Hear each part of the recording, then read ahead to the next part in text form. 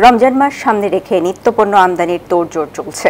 ওই সময় চাহিদা বাড়ে এমন সব পণ্য আনতে পড়েছে এলসি খোলার হিড়িক, যা গত বছরের তুলনায় বেড়েছে 200% পর্যন্ত। এসব পণ্যের মধ্যে রয়েছে খেজুর, চিনি, ডাল ও ছোলা। তবে পেঁয়াজ, রসুন ও আদার এলসি কমেছে।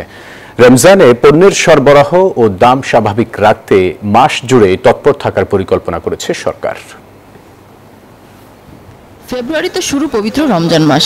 নিত্যপণ্যের চাহিদা মেটাতে বাড়তি তোড়জোড় ব্যবসায়ীদের।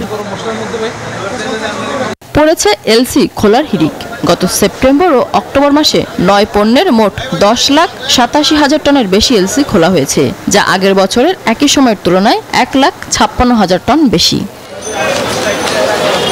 এলসি সবচেয়ে বেশি বেড়েছে খেজুরের, গত 2 মাসে 10,165 টন, যা গত বছরের চেয়ে প্রায় 250% বেশি। তবে গত 2 মাসে সবচেয়ে বেশি আমদানি হয়েছে সয়াবিন তেল ও চিনি। কেন্দ্রীয় ব্যাংক বলছে এখন ডলার সংকট নেই। রমজানে পণ্যের সরবরাহ ঠিক রাখতে আমদানির শর্ত শিথিল করা হয়েছে। তবে দাম নিয়ন্ত্রণে তৎপর হতে হবে সরকারকে। যদি ব্যাংকগুলোকে করা নজরে রেখে ব্যাংকগুলো যদি বাংলাদেশ ব্যাংকের পরামর্শ মোতাবেক আন্তর্জাতিক বাজার ঘেটে সবচেয়ে কম মূল্যে ভালো পণ্য যদি আমদানি করে, সেই ব্যাপারে বাংলাদেশ ব্যাংকের কিছু করার নাই। আমদানিকৃত পণ্যের সাথে তো বিভিন্ন ধরনের কর জড়িত।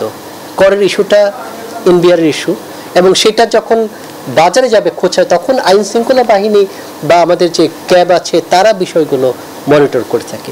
এদিকে রমজান ঘিরে সরকারি প্রস্তুতির কথা জানালেন অর্থ উপদেষ্টা। মঙ্গলবার সচিবালয়ে তিনি বলেন, তৎপরতা থাকবে পুরো মাস জুড়েই। রোজার আগে আমরা চাল, গম এগুলো আনছি, আর বাকিগুলো ক্রমাগত হচ্ছে। আর আপনারা জানেন অলরেডি এলসি খোলার ব্যাপারে বাংলাদেশ ব্যাংকে তো এটা লিবারেল রয়েছে।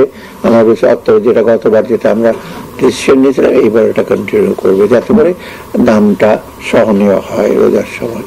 এখন থেকে এই প্রস্তুত হবেন।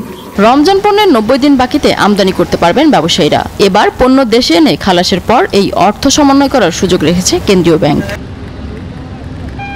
মিনা ফেরদাউস, নিউজ 24, ঢাকা।